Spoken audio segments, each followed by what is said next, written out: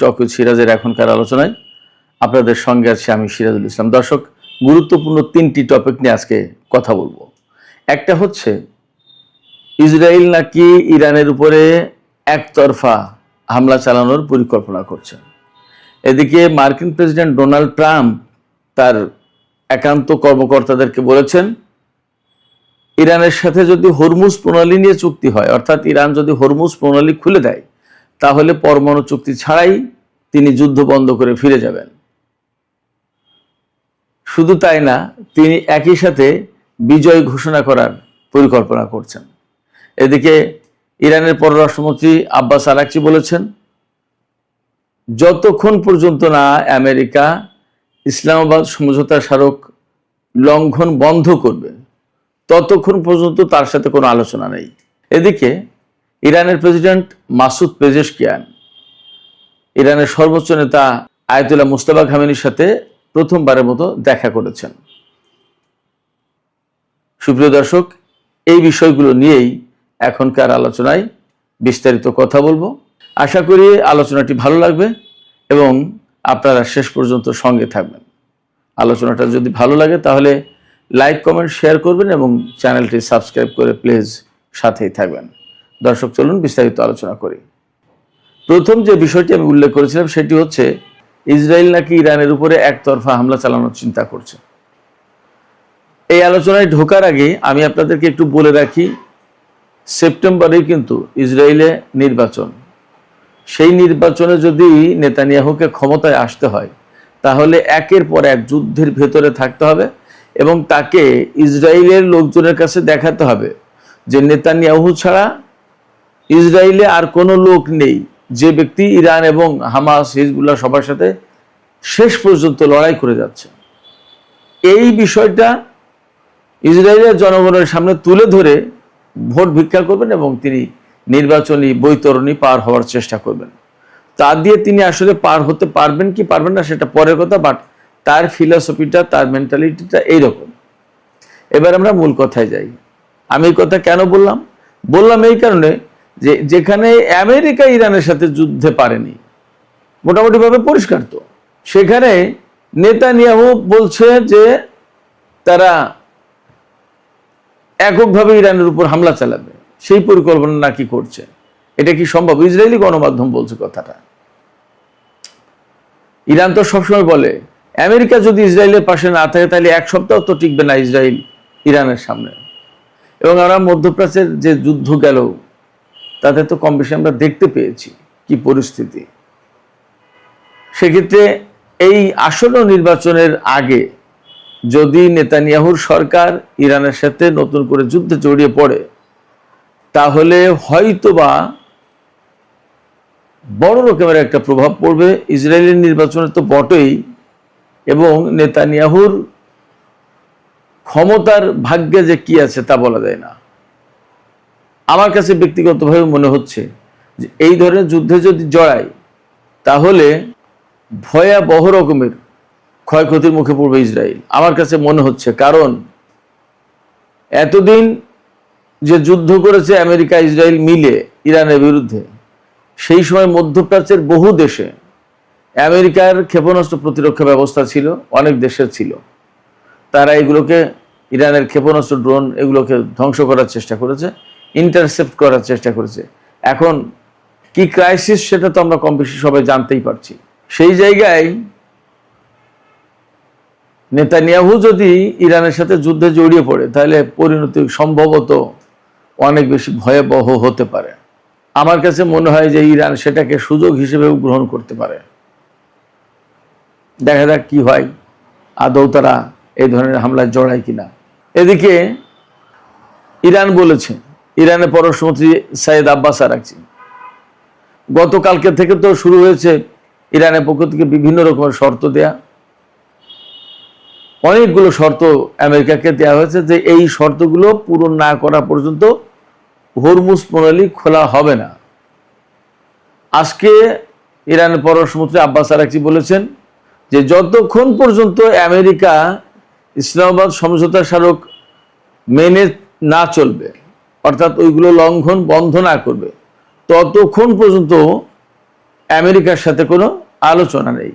তার মানে ইরান যে খুব অ্যাডামেন্ট এবং আমেরিকার সাথে আর কোনো আলোচনা এইভাবে বসতে চাইছে না, এটা পরিষ্কার।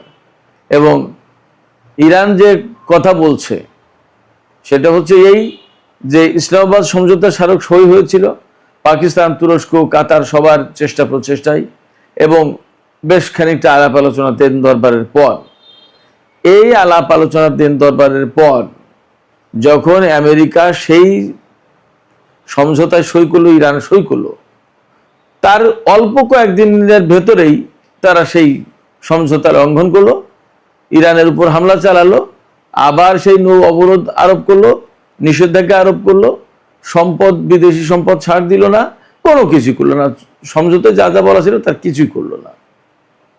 ফলে এই যুদ্ধবিরতি একদম টোটালি ভেঙে গেল এবং সমঝোতা বাতিল হয়ে গেল। এখন যদি ইরানের সাথে আলোচনা করতে হয় তাহলে ইরান সেই কথাই বলছে, তোমার সাথে আমার আলোচনা ছিল, আলোচনার ফলাফলও ছিল, তুমি ওই ফলাফলটা রিভাইভ করো, ওইটাকে পুনর্বহাল করো, তাহলে হয়ে যায়। অর্থাৎ ইসলামাবাদ সমঝোতা স্মারক পুনর্বহাল করো। ইসলামাবাদ সমঝোতা স্মারক পুনর্বহাল করলে কি হবে? ইরানের বিরুদ্ধে তার যুদ্ধ বন্ধ হয়ে যাবে, ইরানের উপর থেকে নৌ ব্লকেট সরিয়ে নিতে হবে, ইরানের উপর থেকে নিষেধাজ্ঞা প্রত্যাহার করে নিতে হবে, তারপরে ইরানের যে সমস্ত সম্পদ আদি বিদেশে আটক আছে সেগুলো ছেড়ে দিতে হবে, এরপরে ইরানের জন্য $300 বিলিয়ন ফান্ড ক্রিয়েট করতে হবে, আরো কিছু বিষয় তো আছে। ফলে আব্বাস আরেকটি বেশ শক্ত জায়গায় অবস্থান নিয়েছে। আসলে তিনি তো তুখোড় পররাষ্ট্রমন্ত্রী হিসেবে ইতিমধ্যেই চিহ্নিত হয়েছেন। তিনি খুব ডিপ্লোম্যাটিক বড় রকমের একটা চাল দিয়ে দিয়েছে যে ইসলামাবাদ সমঝোতা স্মারকের মধ্যেই তো অনেক সমস্যার সমাধান আছে, ওই স্মারক পুনর্বহাল করো, সমাধান হয়ে যায়। কিন্তু এপাশে আমেরিকা বলছে ভিন্ন কথা। আমেরিকা কি বলছে সেই কথা আমি বলার আগে আমি ইরানের প্রেসিডেন্ট মাসুদ পেজেশকিয়ান এবং সর্বোচ্চ নেতার মধ্যে সাক্ষাতের যে ঘটনা ঘটেছে এই বিষয়টা একটু ছোট্ট করে আলোচনা করি।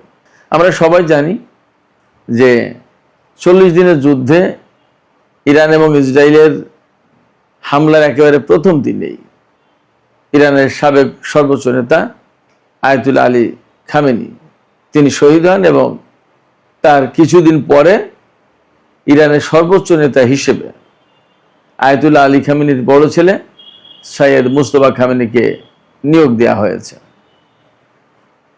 নিয়োগ দেওয়ার পরে এই পর্যন্ত তিনি কখনোই জনসমক্ষে আসেননি এবং রাষ্ট্রীয় কোনো সভা সমাবেশ বা কোনো কিছুতে তিনি অংশগ্রহণ করেননি।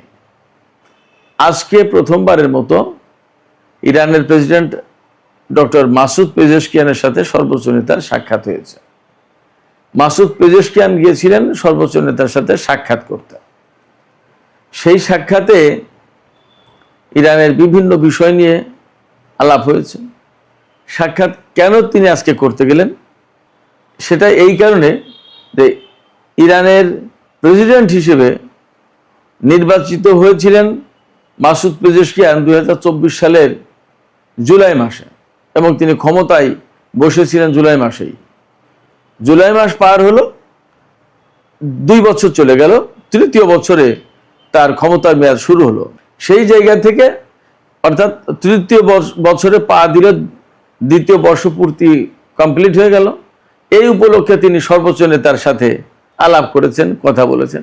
এবং এখানে একটা বিষয় তো আছেই যে একজন প্রেসিডেন্ট রাষ্ট্রের গুরুত্বপূর্ণ দায়িত্ব পালন করছেন, প্রধান নির্বাহী কর্মকর্তা হিসেবে তিনি দায়িত্ব পালন করছেন, দেশের সর্বোচ্চ নেতা রয়েছেন, ক্ষমতার মেয়াদের একটা বর্ষপূর্তি হলো, সর্বোচ্চ নেতার সাথে শুভেচ্ছা বিনিময়, নানা বিষয় আলাপ পরামর্শ ইত্যাদি ইত্যাদি তো থাকেই, সেইগুলোই হয়েছে।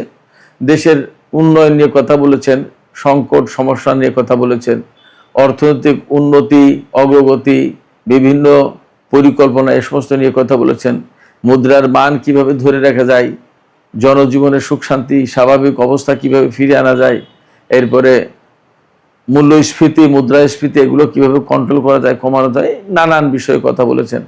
শুধু তাই নয়, বর্তমানে যে যুদ্ধ পরিস্থিতি নিয়েও সর্বোচ্চ নেতা প্রেসিডেন্টের সাথে আলাপ করেছেন। অনেক ব্যাপারে কথা হয়েছে। বেসিক্যালি এই বৈঠকটা খুবই গুরুত্বপূর্ণ একটা বৈঠক ছিল, কথা বলতেই হবে। আর সেই গুরুত্বপূর্ণ বৈঠক হওয়ার কারণে ইরানের গণমাধ্যমে এই বৈঠকটাকে যথেষ্ট গুরুত্ব দিয়ে ছাপানো হয়েছে, ফলো করে প্রচার করা হচ্ছে। এবং সবচেয়ে বড় কথা যে সর্বোচ্চ নেতা হিসেবে মোস্তফা খামেনিকে নিয়োগ দেওয়ার পর এই প্রথম ইরানের প্রেসিডেন্টের সাথে তার সাক্ষাৎ হলো, তার বৈঠক হলো, যার কারণে এটাকে একটা বিশেষ মুহূর্ত, বিশেষ দিন হিসেবে বিবেচনা করা হচ্ছে। তিনি হয়তো প্রেসিডেন্ট মাসুদ পেজেশকিয়ানকে যুদ্ধ, মিডল ইস্টের বর্তমান পরিস্থিতি, দেশের বর্তমান পরিস্থিতি সবকিছু নিয়ে প্রয়োজনীয় পরামর্শ, গাইডলাইন এ সমস্ত সবই দিয়েছেন। মাসুদ পেজেশকিয়ান পরে বলেছেন যে ইরানের আইআরজিসি, তারপরে বাসিজ এবং পুলিশ, এরা যে যুদ্ধ করেছে এরাই তো আমেরিকা এবং ইসরায়েলকে তাক লাগিয়ে দিয়েছে, বিস্মিত করে দিয়েছে যে যুদ্ধ তারা করেছে। অর্থাৎ তিনি বলতে চেয়েছেন আমেরিকা এবং ইসরায়েলের বিরুদ্ধে ইরান যে যুদ্ধ করেছে সেই যুদ্ধে শত্রুরা বিস্মিত হয়েছে, অবাক হয়ে গেছে। আসলেও তো তাই, যে দুইটা শক্তি, তাদের বিরুদ্ধে একা ইরান এবং তার হাতে কোনো বিমান শক্তি নেই বলে বলা হচ্ছিল, অনেক কিছুতেই দুর্বল। অনেকেই বলছিলেন যে এটা একটা অ্যাসিমেট্রিক যুদ্ধ, তার মানে অশুভ যুদ্ধ। সেই অশুভ যুদ্ধ কিভাবে সুসঙ্গ করে দিল, অর্থাৎ ইরানের পক্ষে নিয়ে নিল সেই যুদ্ধ, আশ্চর্য ব্যাপার। যাই হোক, এইরকম অবস্থার ভেতরে মার্কিন প্রেসিডেন্ট ডোনাল্ড ট্রাম্প তিনি বলেছেন পরমাণু চুক্তির দরকার নেই, ইরান যদি হরমুজ প্রণালী খুলে দেয় তাহলেই আমেরিকা এই যুদ্ধ বাদ দিয়ে ফিরে যাবে। এবং মার্কিন প্রেসিডেন্ট ডোনাল্ড ট্রাম্প একতরফাভাবে ইরানের বিরুদ্ধে বিজয় ঘোষণার প্ল্যান করছেন। তিনি বলছেন তার খুব একান্ত সহকারী বা সহযোগী যারা কর্মকর্তা, তাদের সাথে তিনি, তাদের হয়তো কয়েকজনের সাথে তিনি কথাটা বলেছেন। তিনি বলেছেন যে আমরা ইরানের বিরুদ্ধে সামরিক দিক দিয়ে যে সমস্ত লক্ষ্য অর্জন করতে চেয়েছিলাম তার সব হয়ে গেছে, এখন আর সামরিক অভিযান না চালালেও চলবে, আমরা এখানে একটা বিজয় ঘোষণা করব, বিজয় ঘোষণা করে আমরা চলে যাব, এখানে আমাদের আর পরমাণু চুক্তির দরকার নেই। অর্থাৎ তারা সবচেয়ে বড় করে যে বিষয়টি দেখছিল যে পরমাণু চুক্তি, পরমাণু সংকট নিয়েই ইরানের সাথে তার এত বেশি টানা পড়েন, এত যুদ্ধ বিগ্রহ, এত কিছু, সেই পরমাণু চুক্তি আর তার লাগবে না, এখন বাবা হরমুজ প্রণালী খুলে দাও। অনেকটা পরিস্থিতি এইরকম যে ছেড়ে দেওয়া কে দেওয়াছি অবস্থা। এটা হচ্ছে মার্কিন ওয়াল স্ট্রিট জার্নালের খবর। ডোনাল্ড ট্রাম্প একতরফা বিজয় ঘোষণা করবেন এবং পরমাণু চুক্তি ছাড়াই শুধু হরমুজ প্রণালী খুলে দিলেই তার আশা পূরণ হয়ে যায়, তিনি চলে যান, আর এই যুদ্ধ করবেন, এরকম একটা ব্যাপার। সবকিছু মিলে দেখা যাচ্ছে যে আমেরিকা আসলে বেশ একটা ক্রিটিক্যাল টাইমের ভেতরে আছে এবং মনে হচ্ছে তারা খুব শিগগিরই যুদ্ধ শেষ করে দিতে পারেন। আবার এমনও হতে পারে যে এইগুলো বলে বলে বলে বলে ইরানকে একটা বিভ্রান্ত করে, অর্থাৎ ইরানকে বোঝাতে সক্ষম হলো যে আমেরিকা যুদ্ধ করছে না, ইরানও তাদের যুদ্ধ প্রস্তুতি আপাতত ডাউন করলো। এর ভিতরে হঠাৎ করে আমেরিকা ইরানের উপর বড় রকমের হামলা চালিয়ে বসতে পারে। অতএব ইরানকে যথেষ্ট সতর্ক থাকতে হবে এই ব্যাপারে। তো সুপ্রিয় দর্শক, এখনকার আলোচনা আমি এখানে শেষ করতে চাইছি। আলোচনা শেষের আগে আপনাদের কাছে প্রশ্ন করি, ডোনাল্ড ট্রাম্প যে বলছেন যে তিনি হরমুজ প্রণালী খুলে দিলেই পরমাণু চুক্তি ছাড়াই চলে যাবেন, এটা কি আসলে তার মনের কথা নাকি কৌশল? একই সাথে আপনাদেরকে আর একটা প্রশ্ন করি, ইসরায়েল যে একতরফাভাবে ইরানের বিরুদ্ধে হামলা চালাতে চায়, সেই সক্ষমতা আছে কিনা ইসরায়েলের? এবং হামলা যদি ইসরায়েল একতরফাভাবে এককভাবে ইরানের উপর চালায় তাহলে তার পরিণতি কি হতে পারে? সুপ্রিয় দর্শক, আপনাদের মতামত জানিয়ে কমেন্টে লিখুন, আর ভিডিও ভালো লাগলে লাইক, কমেন্ট, শেয়ার করবেন এবং চ্যানেলটি সাবস্ক্রাইব করে সাথেই থাকবেন। দর্শক, আপনাদের সবাইকে অনেক অনেক ধন্যবাদ জানিয়ে এখনকার আলোচনা এখানে শেষ করছি।